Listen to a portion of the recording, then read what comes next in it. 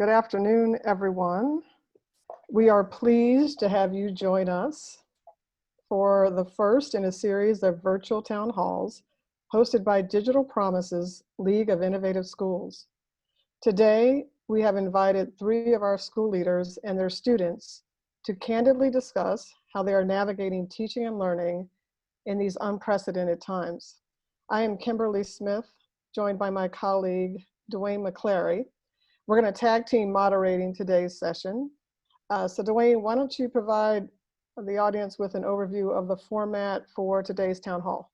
Great, good afternoon, everyone. So this afternoon, we will be having the first part of the town hall will be the moderator, Kim, will be talking with the school leaders and the students. It's for the first 30 minutes. And the second 30 minutes will be with, I will be bringing some questions from the audience. We're going to open it up to the audience.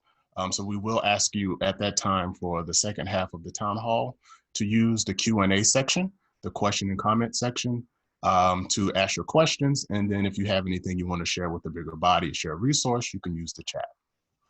Great, thanks, Dwayne.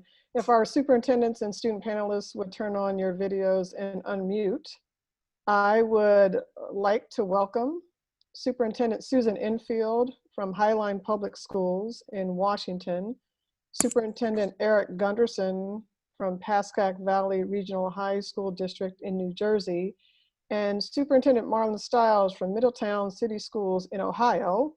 And we are so happy to have their students, Maya, Alaunna, and Jackson, joining us for this conversation today. So we should see each other on the screen. Hello, hello, everyone. Welcome. So glad to see you.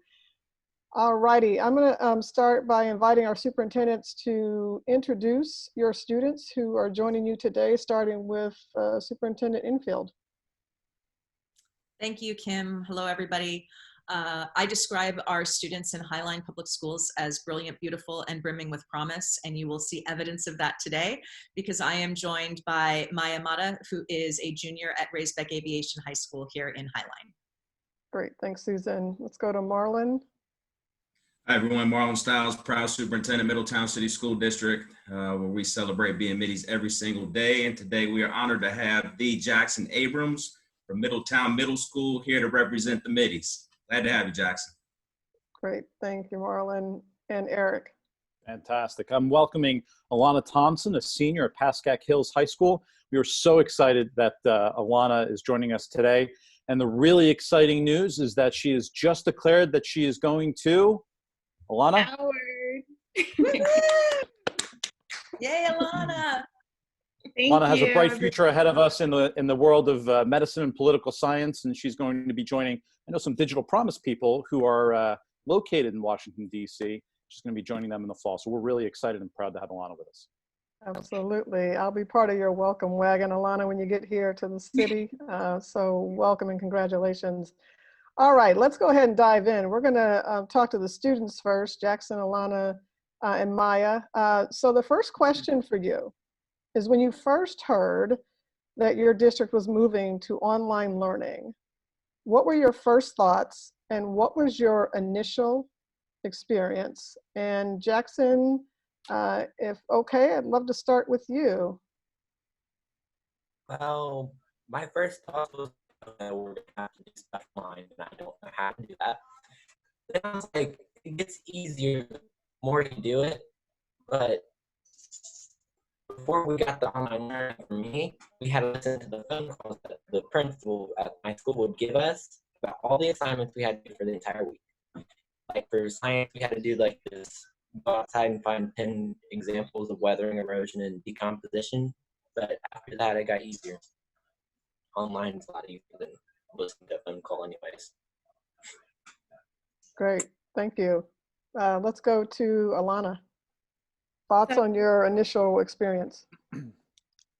Yes, so my first initial concern when hearing about how all New Jersey schools would transition to this virtual experience, I was first concerned about other schools in New Jersey, not so much mine, because of how much technology that we already had implemented into our school district. We all have MacBooks and we all use resources like Canvas and Genesis and Naviance. So I wasn't really concerned with the smooth transition of our school because I knew that it was going to be quick and seamless. But not so many schools in New Jersey have the same amount of resources. Not everyone has access to a laptop or even a desktop in their homes. So some of them have to use their phones, have to use other devices to get onto their virtual school. And I thought that would be hard for other students to do that every day and to be disciplined enough to have that same motivation that they had during the school year. And I was also concerned with the amount of work we would have, if it would be the same as having a 9 a.m. to 2 p.m. school day, or would it be the same as having that school day and then also having homework? So it would be more of like a full day experience. More on like my family side, I was concerned with my brothers and how they would transition to having virtual school, and if they would have enough discipline to learn independently rather than having the teacher in school and having the discipline to have homework and all that stuff. So yeah. You must have little brothers. Yes, I do. All right, Maya, describe your initial experience. Yeah, so similar to Alaunna, my school actually gives out a laptop to each student. So we have about 400 students. So we were pretty prepared to switch to online because we already had access to it. However, other schools within the district, I know we had to be really flexible about how we were going to be getting computers out to students. And sometimes, you know, they weren't the newest kind, or, you know, they're a little bit slower. So I was kind of concerned as far as how other schools and students would have accessibility to that. Also on the end of motivation, I think school brings a lot of structure, right? You have check-ins, you have a space that is dedicated to like education. And so moving that to your home and your space where it's sometimes a little bit more of like, you know, you're used to going to relax at your house. So now you have to actually bring the motivation home and all of that. So I think that structure was definitely something I was concerned about. And then also just the stresses around what the pandemic itself brings, you know, economically, socially. I think it's a really hard time for everybody. So additionally, to kind of add on the school pressures was definitely difficult, and something that I could see could be a challenge for my peers. So that was kind of my initial thoughts, and yeah, just kind of this abnormal life that we have to adjust to. Great, thank you. You all are underscoring some really important challenges. I'd love for you to take us into your home learning environment and talk to us about what is your day like? What time are you getting up? What technology do you have access to? Where is your learning taking place? So let's go back to Jackson, and your audio was a little choppy before, so let's see if it's a little clearer this time, but would love, Jackson, if you could describe what's your home learning environment like, and what do you have access to at home? Well, my environment is more like a house, I guess, because yeah, everybody's at home. But anyways, I get up at 8 o'clock every morning, like get on my Chromebook and do my work, get it done by like 12 at the latest. Then I get off and do all the stuff that I have to do at my house, like cleaning the floors, doing the dishes, all my normal chores and stuff. It's like not that hard to do once you get used to it, like I said earlier, but starting off is rough. Great, thank you. Appreciate that. Let's go back to Ilana. Yes, so my day usually starts around 10. I usually log on by that time, and I log on to Canvas for every course that I have, and I just see how much work I have for the day and like how I should break it up.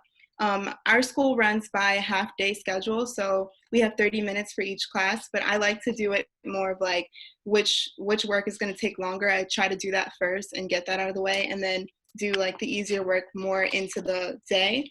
And a concern that I've had of mine is that the work has definitely gone into the night for me, and I've had to do the work all day more than just having like the 9 a.m. to 2 p.m. schedule that we're supposed to have. because of just teachers not really gauging how much time that usually takes for us.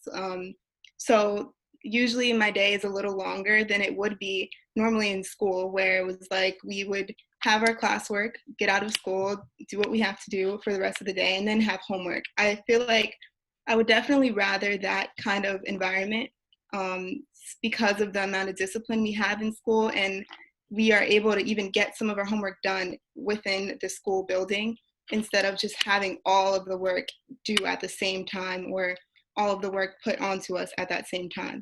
But because of the online resources that we have, I like the fact that we're able to split up our work into different days, and our teachers are able to give it to us on Monday and it's due on Friday. So that's a little easier when it comes to virtual school. Great, thank you. Let's go to Maya. Yeah, so my day typically starts, I have a class on Mondays at 9 a.m. So that's usually like the earliest I wake up during the week. But, and then all of my assignments come out similar to Ilana on Monday, and I have for the rest of the week until it's due on Friday. So I kind of am able to work my schedule out to what best fits me. Right now, however, my teachers are really focusing on getting us prepared for the AP tests that we're going to be having soon. So that's more kind of, they're having like Zoom meetings a lot more frequently. So that's kind of what we're focusing on and just preparing for our APs. But as far as the assignments go, they've been very flexible with the amount of work that they're giving us as well. You know, they understand the circumstances. So I think that's the best part, is being able to communicate, because that's been the most important part with my teachers as that goes. But yeah, usually my day, it depends on what Zoom calls I have, or usually teachers will have an assigned time that they're going to be meeting with their students. And so we get to kind of communicate that. Great, thank you for sharing that with us. I'm going to turn now to the superintendents. Your students have talked about inequities across districts, and also how they're merging life and school. And I know that you all have, as members of the League of Innovative Schools, have had, technology and innovation as part of how you've been approaching learning. Tell us what district learning looks like at your district broadly, after kind of hearing their thoughts. So let's go to Erik. Thanks, Kim.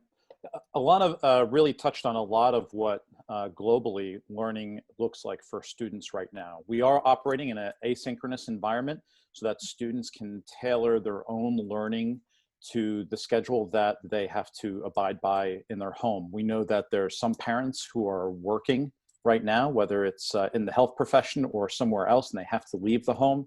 We also know that there are some of our high school students who have to care for their younger children and siblings.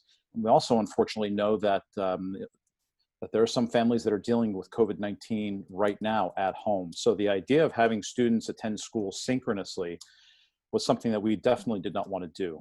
Our perspective on this has been very much about flexibility, simplicity, empathy, and timeliness. We want to make learning as flexible for students as possible.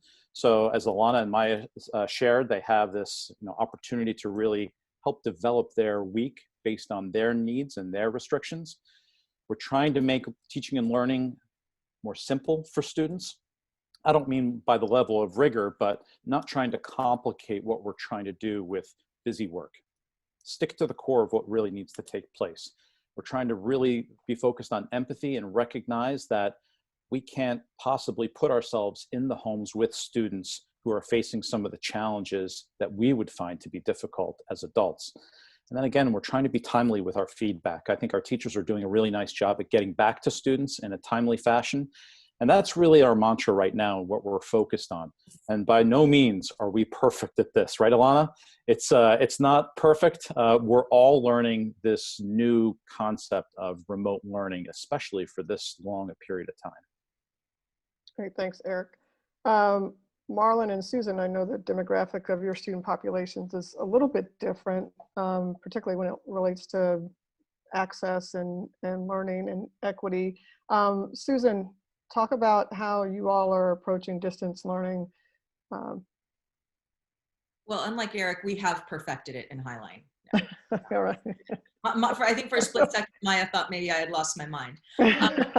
So I really appreciated what Jackson and Ilana and Maya mentioned around this has put a tremendous amount of responsibility on our students and on our families as well.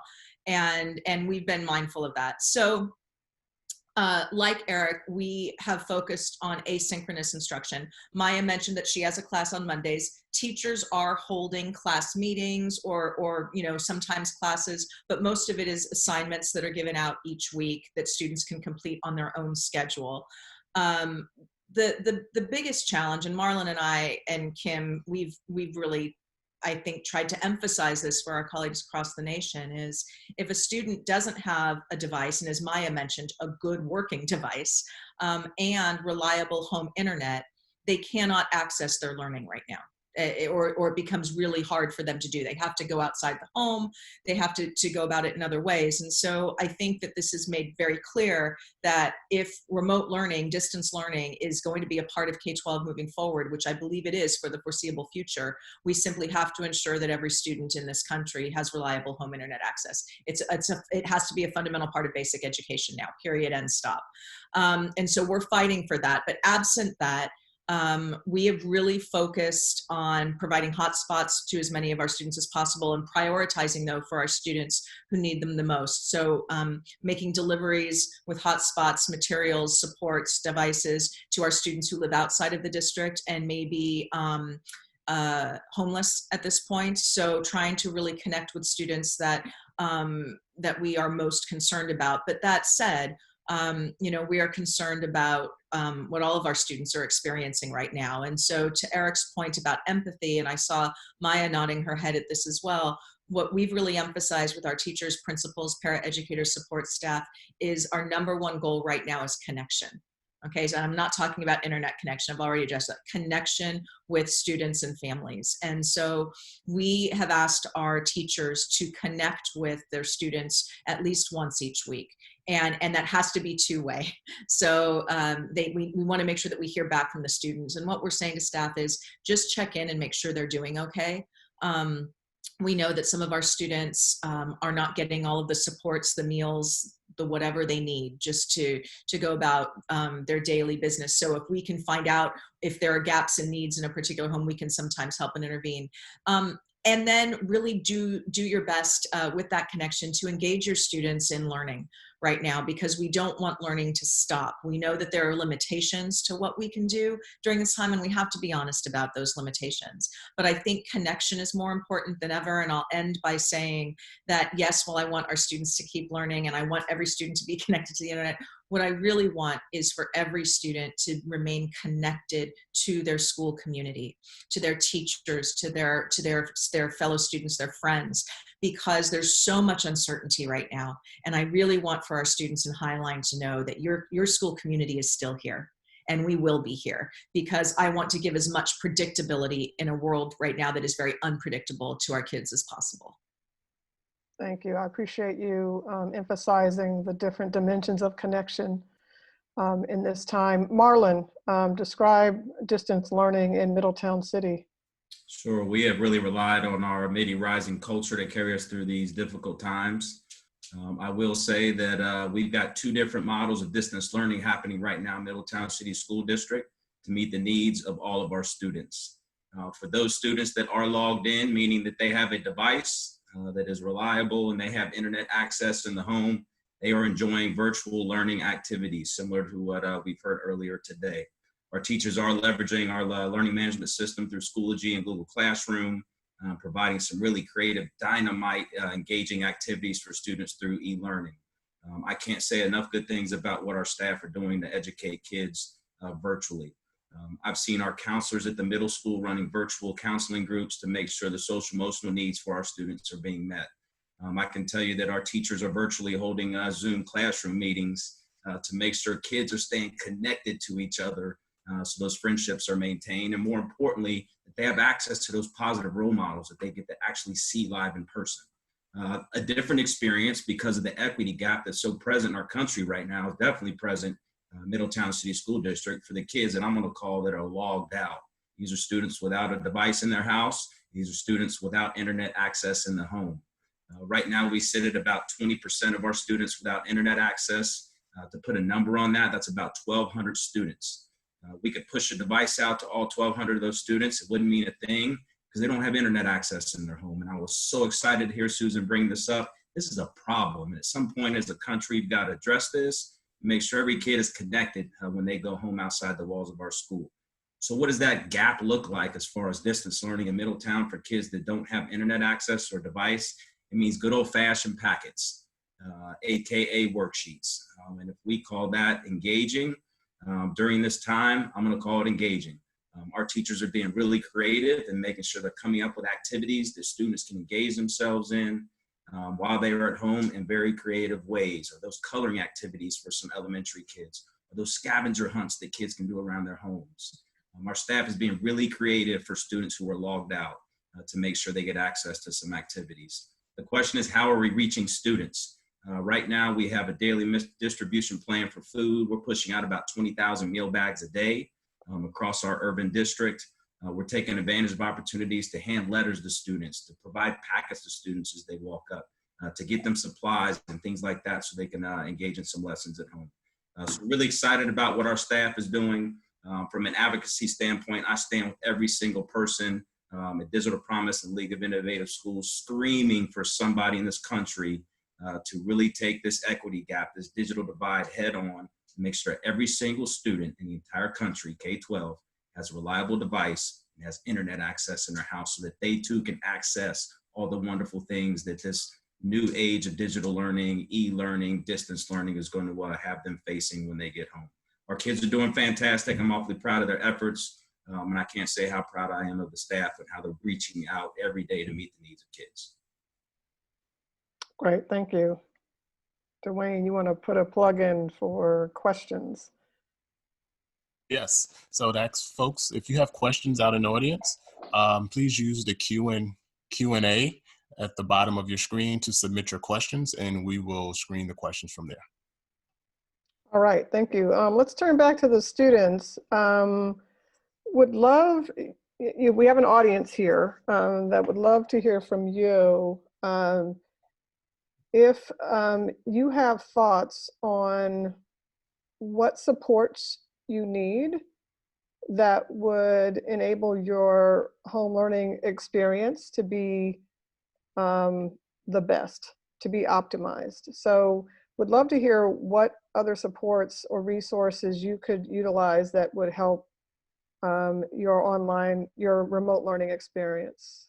Okay, I'm gonna go in reverse order this time around. Let's go to Maya first. So the question was further resources? Yeah, what other supports or resources could you utilize that would improve your remote learning experience? I think, sorry, my dog's barking. Real life. I think right now, as far as resources would go, I think just more connection maybe to platforms that will help with the structure aspect. I think like Khan Academy has been really an amazing resource, and when our teachers use it in tangent with their own teaching, I think that's been really nice, as well as I think just like more platforms that help us kind of grasp the learning where we would in a classroom differently than like online. So yeah, I mean, right now I feel like I'm okay as far as my resources go of the full scope, but I feel like if we tapped into other students maybe and talked to them, it might look differently, and it might look like worksheets, right? And so having the ability to actually stay engaged in that way, or weekly meetups like Dr. Enfield said. So I think that it's definitely dependent on each student, but as far as my own resources go, I feel like my teachers and my community have done a really great job about keeping us engaged. Great, thank you. Ilana, thoughts as you're speaking out to the world on what's needed? So I think the most important thing when it comes to the implementation of virtual learning is that it has to be done with the students and having the students' voice. I think that's the most important resource that there is when it comes to both teachers and students. I feel like at Hills, within the Valley District, we have definitely done a good job with getting the voice of students, and we created an equity leadership board, which I'm a part of, and that just helps to get everyone's opinions on what's been going on and to help connect both our students and teachers when we are virtual and we're not able to do video calls or to see their expressions or how they're feeling about this. So we created a wellness survey, which just helps to see how students are really doing and what's their concerns, what can we do better if this does continue on for the fall.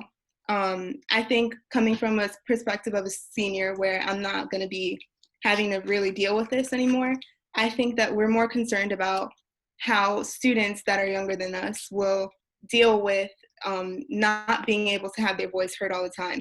Will you participate in these surveys? Will you connect with your teachers?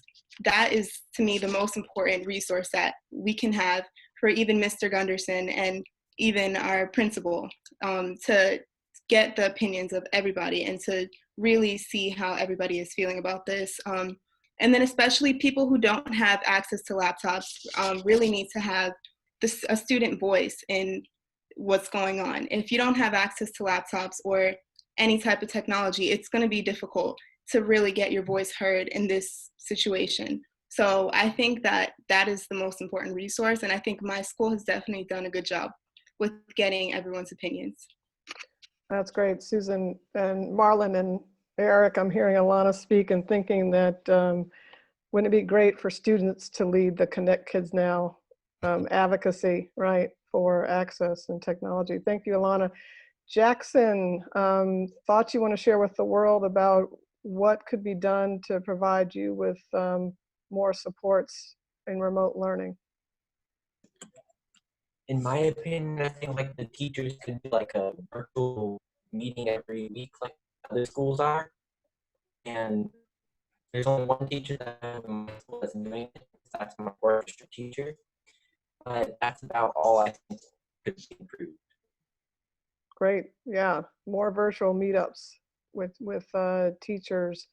Always important for us to connect in small groups and in classes online.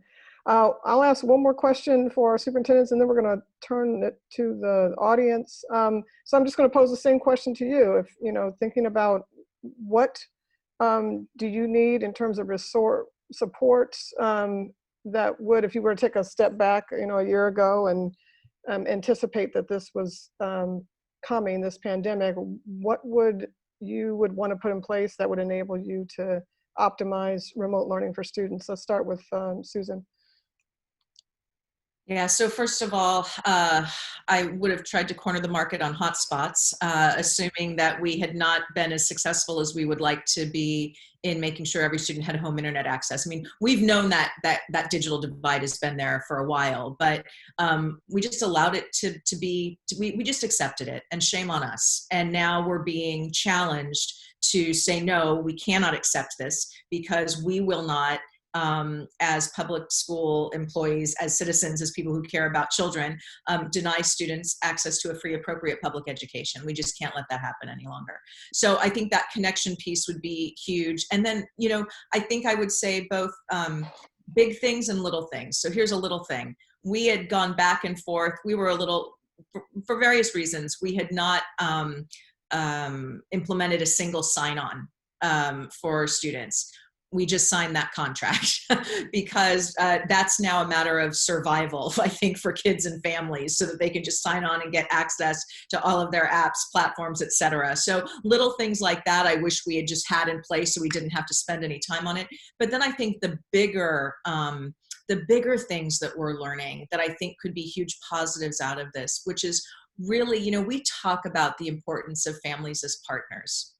Well, the reality is that for our students who are finding a way to thrive in this new way of learning, it's likely because they've got a relationship with their teacher in their school, but that their family also feels that connected to their teacher in their school. And so I think that we would have really emphasized more organic opportunities, because I think we have lots of organic opportunities now for our staff to connect with our students and their families in really meaningful ways with the student at the center, right? It's all about what does your student need to be successful, and I think too, really hearing from families what their reality is. This is not easy for anyone, and I was reminded today. I'll just share a really quick anecdote because it really sort of had me pause for a minute. We are focused, as we should, on our students who do not have many of the basic needs they need in order to be successful, whether it's internet connection, devices, support at home, etc. But the reality is that this new way of living is hard on everybody, regardless of circumstance. And I was, one of my cabinet members today shared a story of a couple she knows, both with great jobs, and they have 2 kids at home, and they have internet access, they have devices, they've got food, they have all of their basic needs met. But the challenge of holding down her own job and helping her own children learn at home was just too much. And so she's taken a leave of absence. Now, this is a family that has all of the means in order to make this work, and it still is that challenging. So I think, I wish we could have prepared better in understanding what it would take for us to meet the needs, not just of our students, but of our families, and do it in a spirit of true partnership. Great, thank you, Susan. Marlon. Yeah, I'm going to echo what Susan said. Susan, I don't know if you text me what my answer was going to be, or if you just read my mind. It's probably mind reading. For me on this one, Kim, I'll say 2 things, and I won't get on my soapbox about internet access and connecting all kids now. Really what I want to do right now is just focus on the household. Right now, families in Middletown City School District that have reached out to us, we've heard, are in survival mode because of all the circumstances that they're facing now. And on top of that, we're asking them to take the primary role in providing a high quality education to their students, right? The terminologies we use in education. So with that comes a huge amount of pressure and responsibility on top of all the other life factors you're trying to handle and take care of right now as a parent. Our parents are giving us their absolute best. We take pride in making sure that we celebrate our parents' absolute best every single day. If I could go back to January, what I would make sure we start investing in right now, and that is partnering with our parents, our guardians, our grandparents, our aunts, our uncles, to help them learn all the digital platforms that are being leveraged right now in this model of distance learning. Imagine never ever hearing about Khan Academy, Schoology, all the various platforms that we use in education, and then nevertheless multiply that times 10 or I'm not by 10, but add 10 or 12 to that list because you've got multiple kids in the household. And now you're playing the single educator in the home with multiple kids. That's confusion, right? That's confusion, that's pressure, and that's panic. I got a 6-year-old kindergarten and an 8-year-old second grader, and I'm struggling myself. So I would like to just pause for a minute in education. And just as much as we focus on our students, we focus on parents and our guardians, uncles, aunts, grandparents, make sure that they understand how to navigate and function all these different platforms so that they have the capacity and the understanding to help their children, to help their nieces and nephews and grandkids navigate the different platforms as they go to access whatever we're doing with them distance learning wise. And then on top of that, helping those same adults understand how to teach. If you're not a trained educator, it is difficult to educate and take that primary role. So not just understanding how to navigate and use the platform, but truly partnering with them on how to teach kids how to multiply, how to teach kids how to do the quadratic formula, how to understand what derivatives are in calculus. That's a heavy lift for any adult, just doing basic homework, traditional homework. But now we're shifting them into that primary support role as the lead educator in the home. I'd like for us as a profession to just figure out what the best way is to sit alongside those adults and help them through these times as we move forward. Because as Susan said before, this model is not going anywhere anytime soon, and it'll be in our face for a time to come. So the sooner we can step back and invest in the adults just as much as we are in our students, that united effort and across communities will be there to support our kids moving forward. All right, and then we'll go to Erik and then open it up to Dwayne. Erik. Real quickly,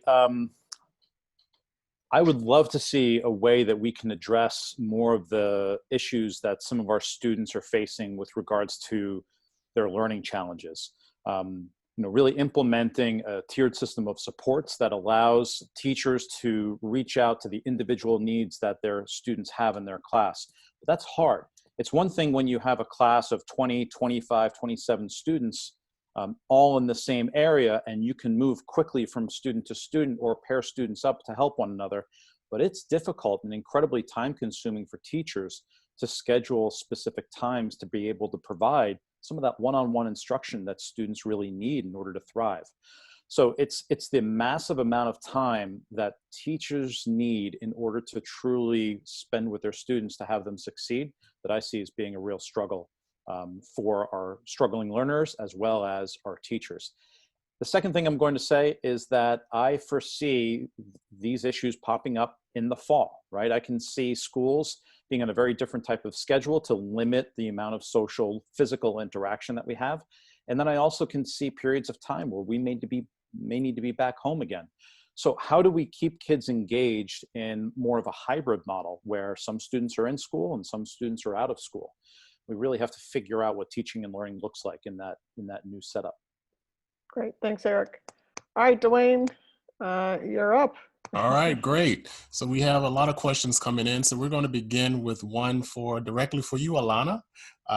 Question is, how will you and your friends celebrate your graduation? Okay, so I feel that a lot of my friends are definitely disappointed with the outcome of this pandemic and how our senior events have basically either been canceled or postponed, and there's just a lot of uncertainty around it. And there's been talk about having a drive-through graduation, like that would be one of the most popular decisions. Everybody is basically against the virtual graduation. No one wants that because of just the interpersonal kind of experience would be just not a celebration for us. And we just want to celebrate our achievements and where we're going to college and be able to see each other before we leave for college. And also today I saw something about Barack Obama and Michelle Obama having a virtual commencement for the class of 2020, and that definitely made a lot of my friends very happy that two important people like that thought of our class and thought of how we're feeling during these times. And a lot of students are definitely going to be on that virtual commencement, and we're really excited to see what they will say and just to hear their words of encouragement because of just the lack of motivation and like the just negative thoughts that everyone has had since this started. I feel like that will definitely help our class just get that spirit back of we'll make it and that we're still being celebrated and thought of, even though this pandemic has unfortunately disappointed us. And I think that even though like this pandemic has postponed or canceled a lot of these events, that socially that we using virtual resources like FaceTime, and we will find a way to celebrate each other and to be happy for each other. Awesome, congratulations once again.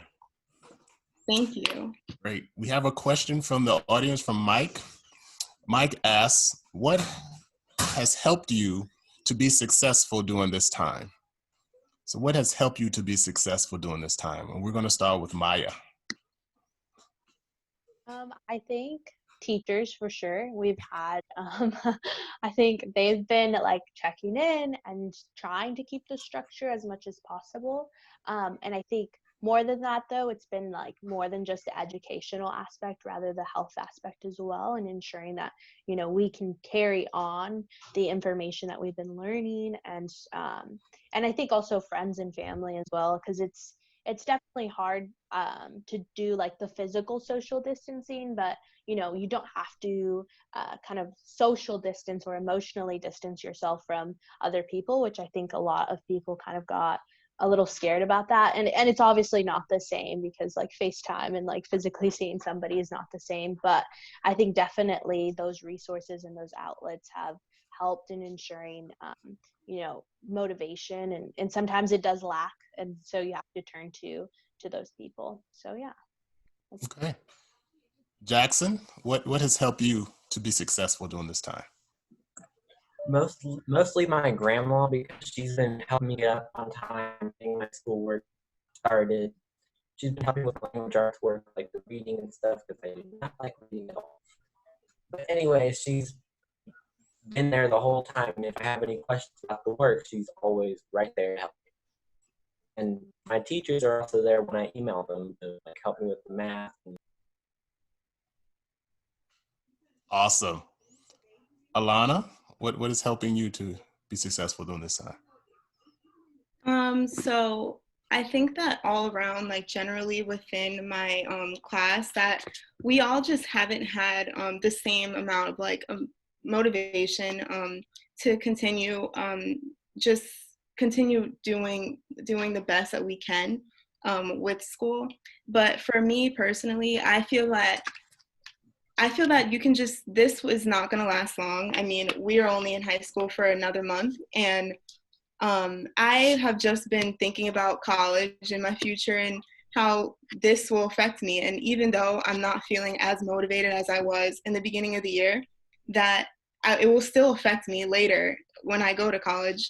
If I just lose all motivation and just decide to stop doing what I have to do just because I'm disappointed with my senior year, that will affect me in the long run. And it's just not worth it to do that and to just ruin the rest of my high school career.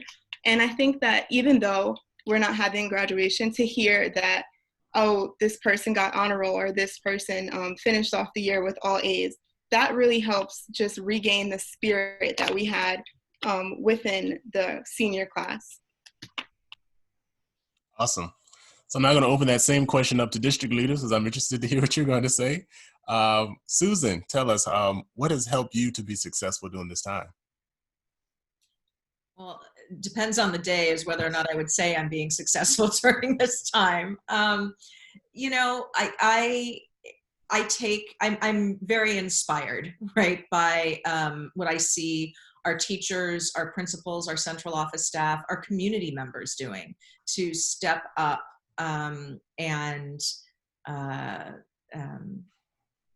really sort of as a community collectively wrap our arms around our students during what is a really challenging time. I would say that, you know, I preach health and family first. And so I'm trying to really live that as well and make sure that I get some fresh air and don't succumb to Zoom fatigue.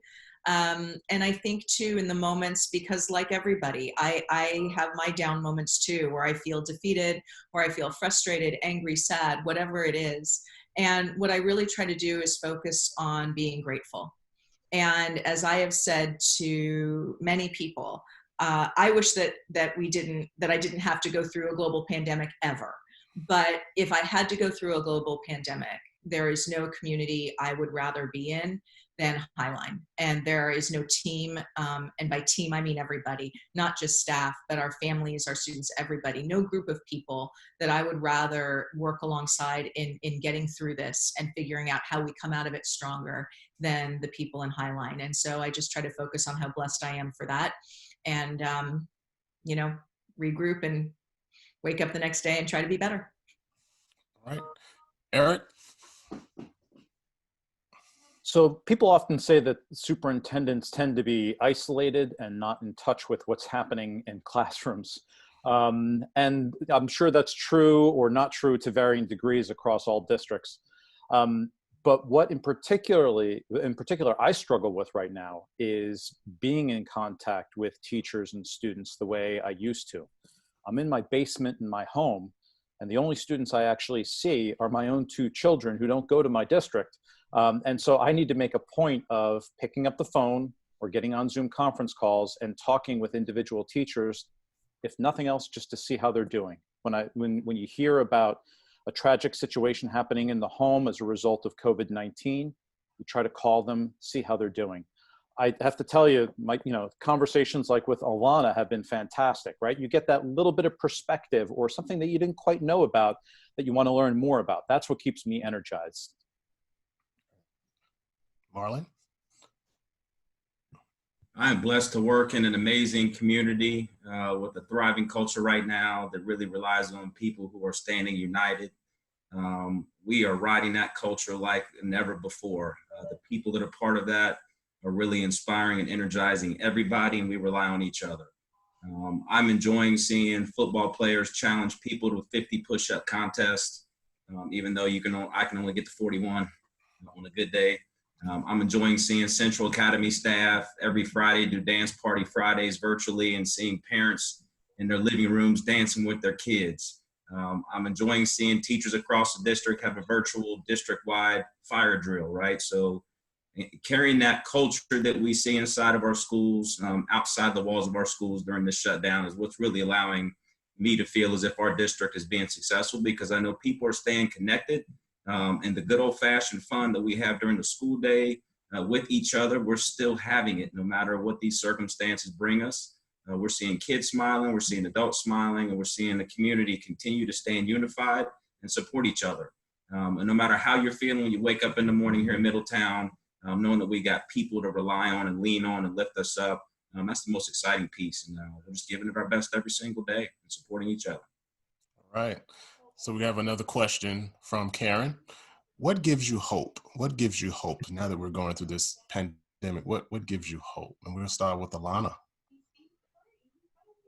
Okay, so I kind of touched on that before on like how even though I'm a senior and that high school is basically ending with this pandemic, I think that what gives me the most hope is the fact that I'm still living out my dream of wanting to go to HBCU, wanting to study what I want to study, and just having the hope that we'll all be on campus, everybody is going to be back in good spirits. And I think that if people start to think about, like Dr. Enfield said, start to think about who's less fortunate than you, and start being more grateful for what you have and what your family is not going through that another family might be. That can give you hope in this situation, and that can just give you an overall positive outlook on what's been happening. And even in my district, I felt sometimes that I wasn't having always the most positive things about the situation of virtual school. But then I think about other districts don't have these MacBooks that we were given for the 4 years of school and don't have the same online resources that we have, and that it can be a lot worse. And we are definitely one of the leading districts in New Jersey when it comes to that. And I'm grateful for definitely being able to have this MacBook, which is definitely one of the greater resources to have during this time. Jackson, what gives you hope? Like, in what term? During the COVID crisis, what gives you hope that we will be able to bounce back from this? Well, what gives me hope is that the government in Ohio is starting to open back up all the stuff. Only, but he's opening back up. It also gives me hope that my church just opened up last Sunday, and they said they weren't open up for a little while longer, but they opened up Sunday. It gives me hope that stuff are just opening up, and there's not going to stay closed forever. Maya, what gives you hope? I think, yeah, sometimes I get a little lost in like, oh my gosh, when is this all going to be over? I want to go back to school. But I think is the fact that this is going to end.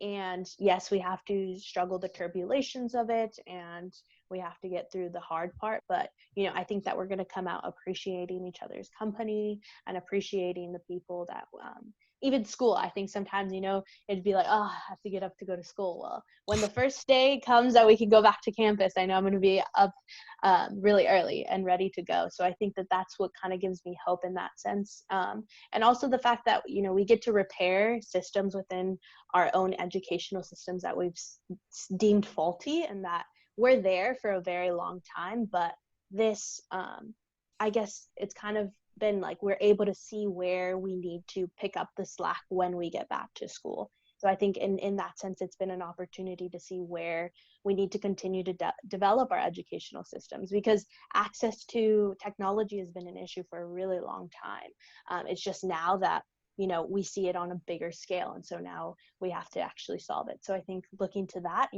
I hope that we don't go back to the same system, because there's a lot that we need to fix. So, but yeah, that's what kind of gives me hope about returning.